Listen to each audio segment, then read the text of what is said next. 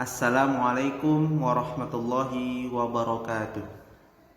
Alhamdulillahirabbil alamin wassalatu wassalamu ala Rasulillah wa nabiyyina Muhammadin wa ala alihi wa sahbihi ajmain.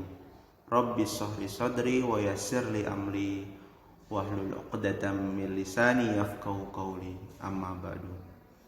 Allahumma sholli ala sayyidina Muhammad tibbil qulub wa dawaiha wa afiatal abdan wa shifaiha wa nuril absar wa diyaiha wa ala alihi wa sahbihi wasallim.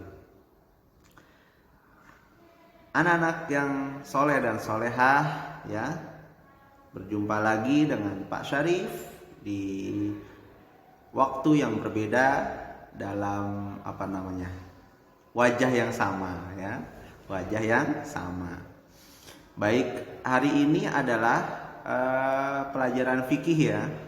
Nah, sama seperti pelajaran Qurdis dan SKI dan tahfiz yang kemarin sudah disampaikan.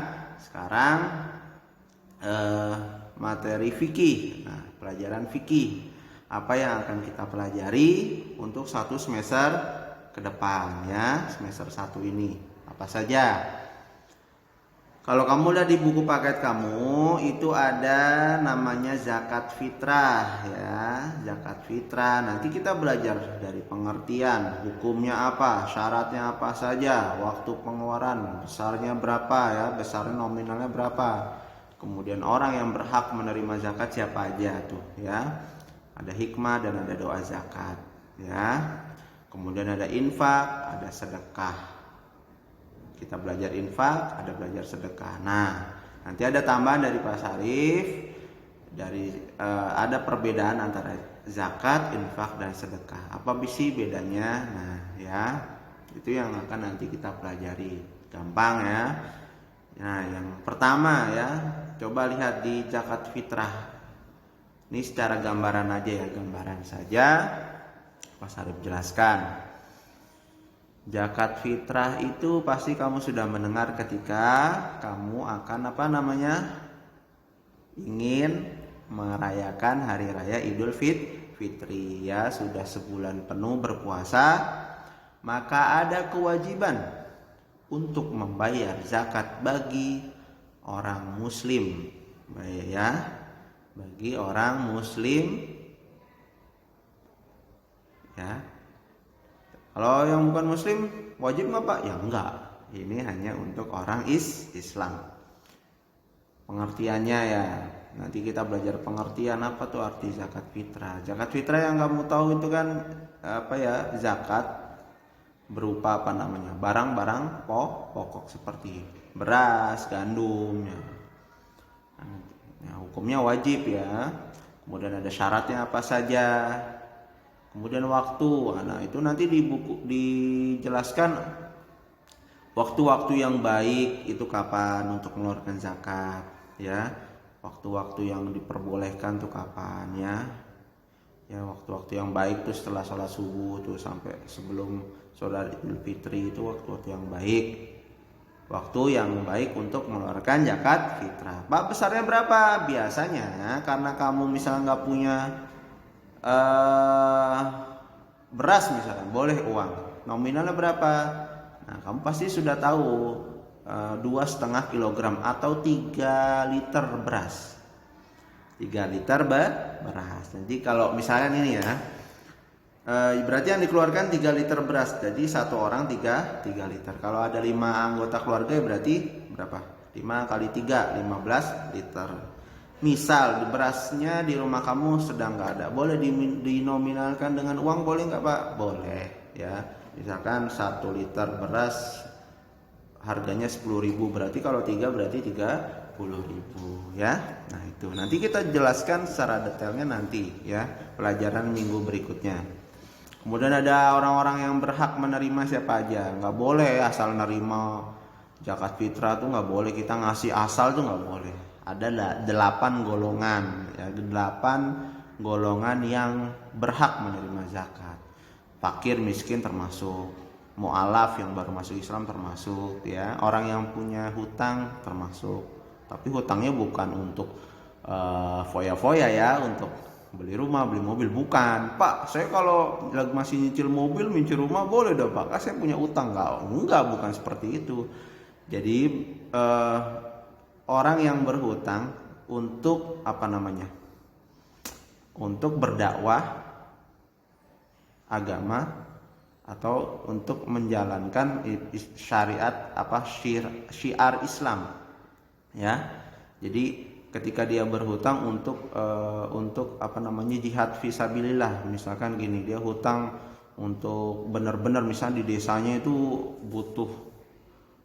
butuh sekolah Islam nih, butuh apa ya, lembaga Islam, dia berhutang. Nah, makanya itu kemudian dia nggak sanggup membayar, tuh boleh ya, bukan untuk foya-foya. Intinya berhutang untuk di jalan Allah, untuk menegakkan agama Islam. Dan ketika itu kemudian ketika berhutang dia nggak bisa bayar, nah itu boleh ya. Kemudian ada lagi budak. Kalau budak mungkin sekarang udah nggak ada ya. Ada lagi fisabilillah, ibnu sabil, orang-orang yang berjalan di jalan Allah, jihad fisabilillah. Nah itu, jadi ada 8 golongan yang berhak menerima zakat. Nanti ada hikmahnya apa, doa zakatnya nanti Pak Sarif jelaskan ya. Kemudian kita nanti ada belajar infak. Infak itu pengertian apa? Intinya infak pemberian ya. Biasanya infak itu berupa harta benda yang diberikan. Hukumnya apa? Nanti kita belajar manfaatnya apa ya. Jadi kalau infak itu berupa harta benda atau pemberian ya. Nah, yang terakhir adalah sedekah. Nah, sedekah itu pemberian bisa berupa harta benda maupun jasa. Senyum sedekah. Jadi sedekah itu artinya lebih luas ya. Jadi zakat, fitrah, dan infak itu merupakan bagian dari sedekah ya. Karena sedekah itu bebas, bisa harta kamu, bisa berupa jasa kamu ya. Senyum kamu, misalkan kamu nggak punya uang, misalkan kamu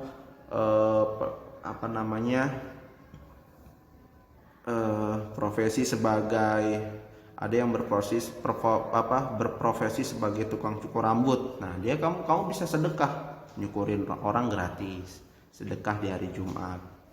Senyum juga sedekah. Jadi artinya lebih luas. Nah, makanya nanti ada kan, artinya perbedaan antara zakat, infak dan sedekah itu ada kan, dari penyaluran pun beda, dari bentuk yang dikeluarkan atau yang diberikan tuh beda-beda. Nah, itu bedanya antara zakat. Ini di sini karena zakat ya zakat fitrah ya. Kita belajarnya zakat fitrah. Materi khusus di kali ini zakat fitrah. Nanti ada zakat mal, ada zakat macam-macam ya. Zakat pertanian, penghasilan ya. Karena di materi semester ini zakat fitrah ya, kita khusus belajar zakat fitrah. Gampang kan ya. Jadi ada tiga poin materi: zakat fitrah, infak, kemudian terakhir sedekah ya. Itu materi yang akan kita pelajari di 1 semester.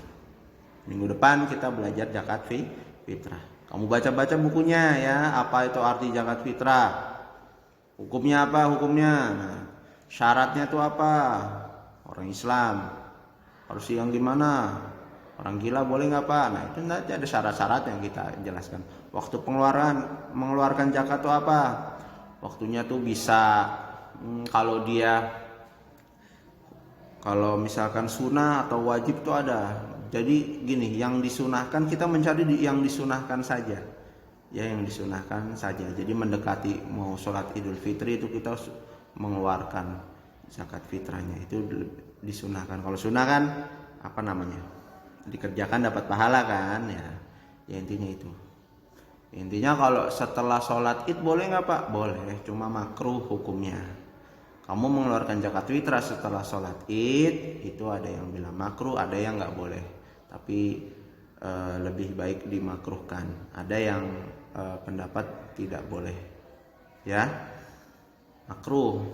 Jadi lebih baik sebelum sholat Idul Fitri ya. Nah, dari sini kamu sudah jelas ya. Nanti Kita belajar hikmahnya. Hikmahnya itu apa? Yang jelas hikmah dari zakat, infak, sedekah itu banyak hikmahnya. Dari sektor ekonomi, ya, sektor sosial, ekonomi otomatis yang kaya memberikan yang miskin kan itu udah apa namanya? Sudah hukum alam ya, sudah hukum kalau dengan adanya zakat, infak, sedekah itu perputaran ekonomi itu stabil, bagus. Jadi yang si miskin bisa tertolong ekonominya dengan si kaya ya. Kemudian si kaya juga dengan bersedekah hartanya mungkin nggak bakal habis kan, ya kan.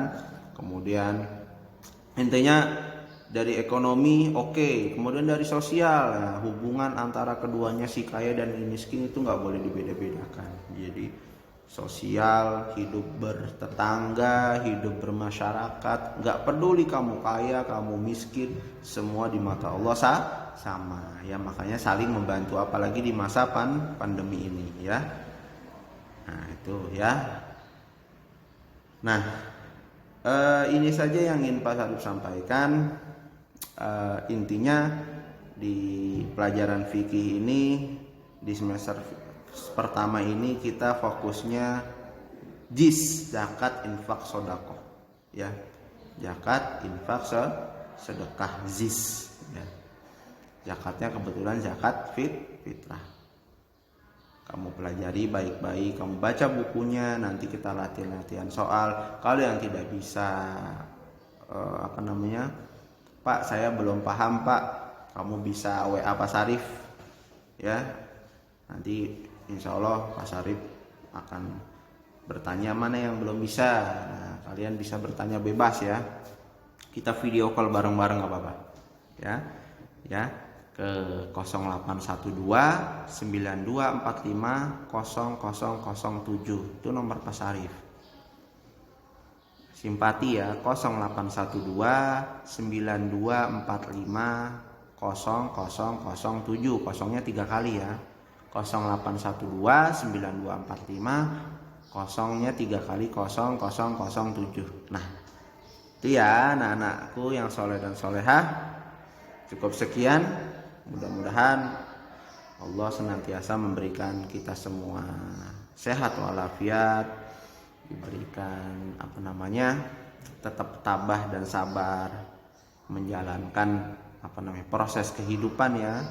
Karena kita lagi diuji oleh Allah dan kita cuma bisa berdoa dan pasrah ya, agar kita bisa kuat, bisa sabar, kita bisa berjumpa lagi di sekolah ya,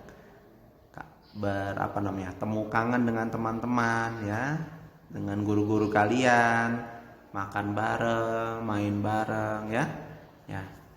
Yang penting kita selalu istiqomah belajar yang benar agar nantinya ilmu kita bisa bermanfaat bagi diri sendiri dan keluarga dan lingkungan baik di dunia maupun di akhirat. Terima kasih.